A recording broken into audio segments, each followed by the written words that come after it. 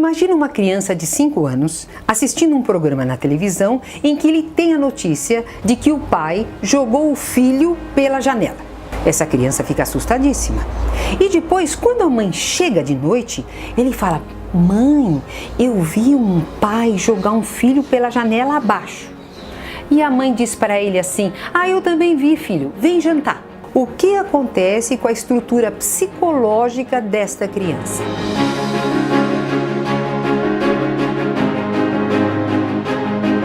Se você gostar desse vídeo, por favor, ao final, dê um like. E também se inscreva no meu canal. Me ajude a fazer o meu canal crescer. Esse fato que eu estou contando para você é um fato bastante possível que tenha acontecido até na sua casa.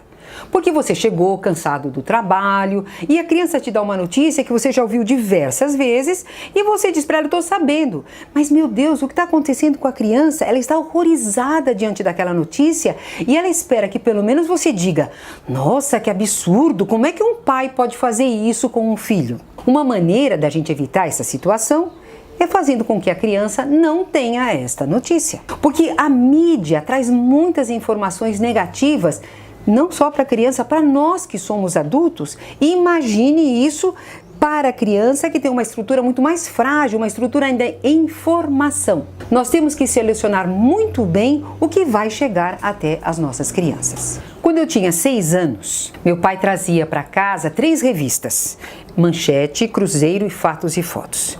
E eu li as 3 revistas. Aconteceu um incêndio num circo no Rio de Janeiro. Morreram muitas pessoas, foi uma história muito triste.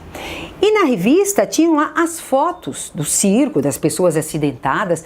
E eu, com meus 6 anos, vendo aquelas imagens, eu fiquei muito assustada. Eu cheguei a ter pesadelos a partir das imagens que eu vi. Quando eu tinha lá meus 8 anos, veio a notícia do incêndio do Paraná. Foi um incêndio realmente que durou muitos dias e muitas pessoas tiveram problemas, terras queimadas. Foi um sofrimento que aconteceu no Paraná, isso lá em 63. E eu me lembro que eu ficava assim preocupada quando é que esse incêndio ia chegar em São Paulo. E um dia, vindo da escola, estava subindo a escada da minha casa e vi na escada uma porção de fuligem, que devia ser de alguém que tinha feito uma fogueirinha perto de casa. Mas com aquela minha informação do incêndio do Paraná, eu fiquei assim: meu Deus, o incêndio do Paraná já está chegando aqui. E fui comentar com a minha mãe. Felizmente, a minha mãe disse assim: filha, o Paraná é muito longe. Então eu acalmei, então não corria risco de o incêndio chegar perto da minha casa.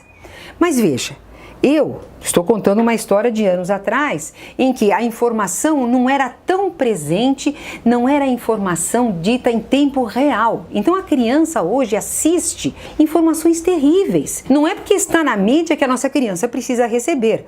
Por isso que a criança, desde pequenininha, a gente tem uma sensação de que ela é frágil e que ela precisa de proteção. Então quando você for fazer suas refeições, por favor, desligue a televisão. Se você estiver na sua sala e estiver interessado em ouvir a notícia, mas você sabe que é uma notícia pesada, retire a criança da sala. Mas não deixe que ela ouça ao longe aquelas notícias terríveis. O ideal é que a criança, então, não tenha acesso a estas informações. Esse é o ideal. Mas se por um acaso seu filho vier comentar alguma notícia dessas notícias trágicas, dessas notícias tenebrosas, dê atenção e diga a ele: puxa, mas que coisa triste, meu filho. Então mostre que você também acha aquilo um absurdo. E aí você vai puxar para o lado positivo de outras situações, de outros exemplos, de outras pessoas que não fazem como aquele indivíduo que está cometendo alguma coisa grave. E a criança então vai ter boas imagens, bons exemplos e a crença de que o mundo pode ficar melhor.